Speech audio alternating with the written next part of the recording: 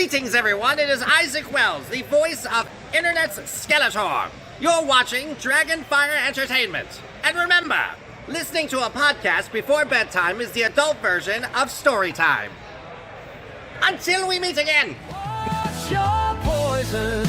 Let's drink it tonight. In the glow of the stars, everything feels right. Raise your glasses, let the good vibes pour. Together we'll sing, who could ask for more? Guten Tag und willkommen to What's Your Poison. As always, I am Wildman Wes. I'm sure, as you've heard with me talking in this intro and seeing the beers on this lineup, it is Oktoberfest season, folks, so we have 4 different beers of the German Marzen style, and we're going to go one by one, and we're going to see what they taste like. Alright? Let's begin. Starting off our Oktoberfest lineup today from Athletic Brewing Company in San Diego, California, we have Oktoberfest Festbrew. This is actually a 0.5% non-alcoholic beer.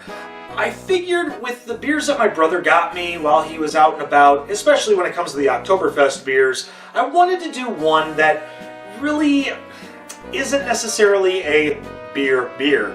Those people out there that may not like to drink a lot of beer or maybe want to cut back, this is probably going to be up your alley, especially during the Oktoberfest season.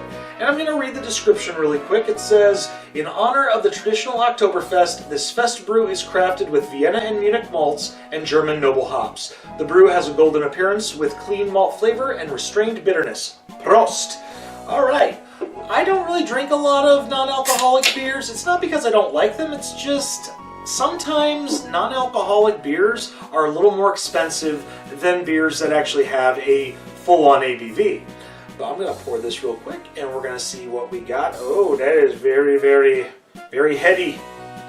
Very, very heady. We're going to take a quick little break and see if it will dissipate. I'm definitely getting a lot of malt and hop on this. The hop is going to be more on the barley side. When it comes to the aroma, it has more of a bitterness and almost a bite to the scent. And when I do the drive-by on this, that's where I'm getting it the most. 3 sniff, I'm getting very much a sweet malt. And here we go. Prost!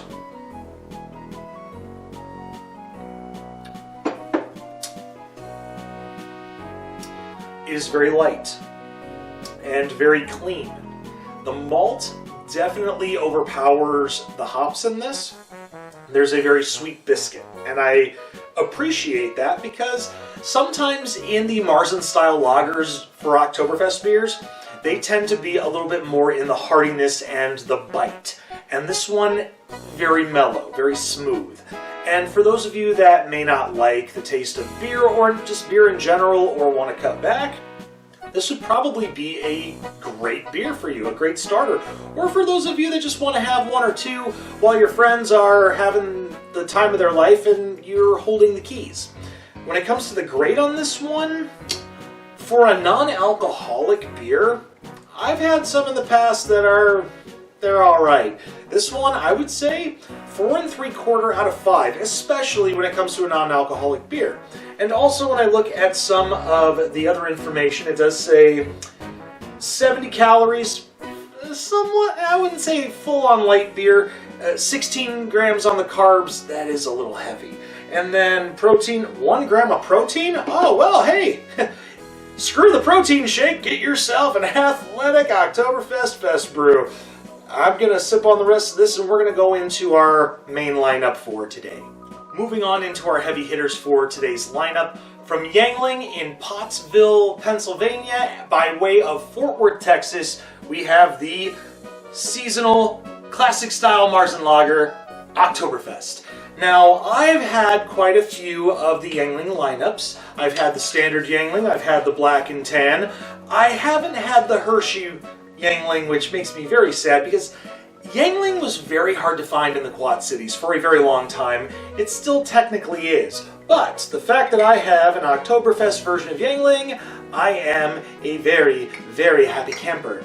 And I'm loving this copper color to our Oktoberfest Marzen. The head consistency still very frothy, much like our other one, and I'm expecting very much similar of the aromas of the hops and the malt. I'm looking at this, and before I even smell it, I'm going to predict there's going to be more of a dry biscuit, and it's not going to be as sweet. Here we go, let's take a sniff.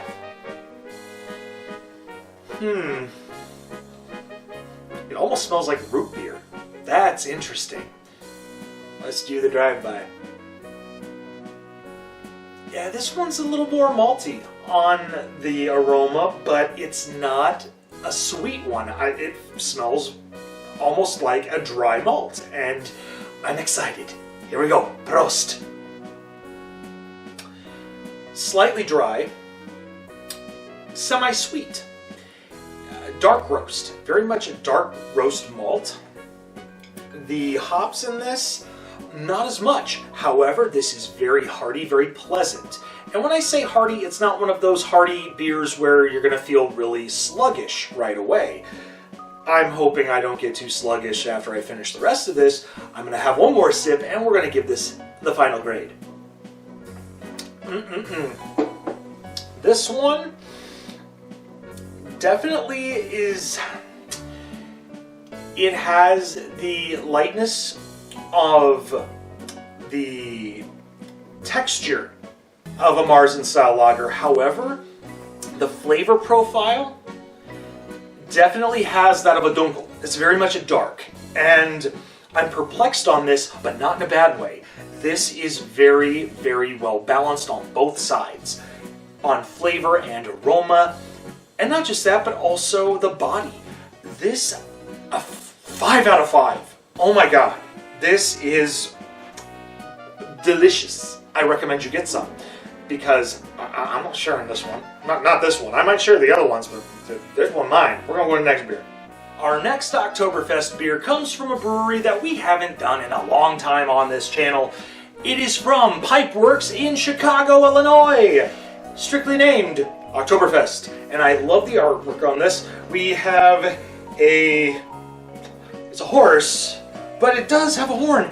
It's almost like a unicorn wearing a lederhosen. It's a ledercorn. And also on the side we have some steins with lots of frothy beer. And I am excited because I have not had a good Pipeworks beer in a long time. Though my stores out here do sell a lot of Pipeworks, money's kind of tight. And Pipeworks, love ya, you're a little pricey. But then again, most of the beers I've had from you, you get your money's worth. And looking at this, we have, much like our last beer from Yuengling, nice dark copper in color. The head consistency and this carbonation almost looks very thin, almost as if you're pouring a Pepsi or a Coke into a glass.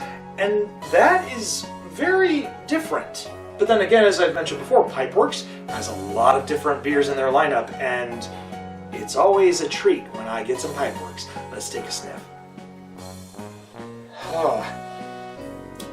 Very much like our last beer, very dark, malty, very much a dark roast. I'm not getting a lot of the hop, but then again, that might be in the flavor profile. Well, here we go. Prost.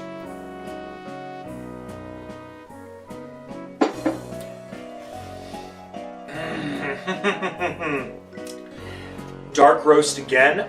This almost tastes like a dark chocolate. In a way it does. It has a bitter bite to it, but it has a sweet malt. And with this dark roast, I would eat some dark chocolate and drink this to finish off that flavor vortex. And guess what? This is getting a 5 out of 5 too. I'm very, very impressed with this one, because most of the Pipeworks beers I've had in the past are more on the IPA style, and I really haven't had a lot of their lagers or their ales. And the fact that I've had an Oktoberfest one to break that cycle makes me happy, and that's why this is getting a 5 out of 5 as well. Because this flavor profile, oof, I recommend you get some, because as the last one is going to be mine. So we're going to go on to our fourth and final beer for today's Oktoberfest lineup. Closing out our Oktoberfest lineup today, we have a familiar face in the group. From Big Grove Brewing in Iowa City, we have Oktoberfest. I love the fact that when it comes to Oktoberfest beers, there's a lot of breweries that just strictly say Oktoberfest. They don't need to give a fancy schmancy name, they just get right to the point. And with the beers that we've had today, I've been very impressed that they don't have to put all the bells and whistles into it. They just say it as it is. And this one is 6%. And I can't remember if I mentioned in the last beer that we did from Pipeworks, that one was 5.6. And most of the time on these episodes, we go up in ABV because we figure the higher the ABV goes, the more I have to sit and think while I drink. And we're gonna pour this in and see the color. This one, it's not as dark in that copper color as our last two beers. This one's a little lighter. And that carbonation is dissipating a little quickly. For an Oktoberfest beer, that makes me a little leery, but then again, who knows? Maybe the carbonation going away will give more of a flavor profile. Let's take a sniff.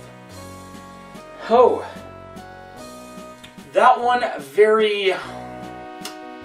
more on the hop than on the malt. I'm not getting a lot of sweetness on this one. This might be a more dry and bitter biscuit. I might be sensing some bitter biscuitry on this one. Let's take a drink. Prost!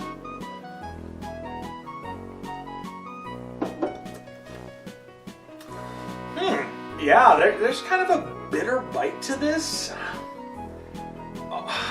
The best way I could describe this one, it almost has like a corn mash to it.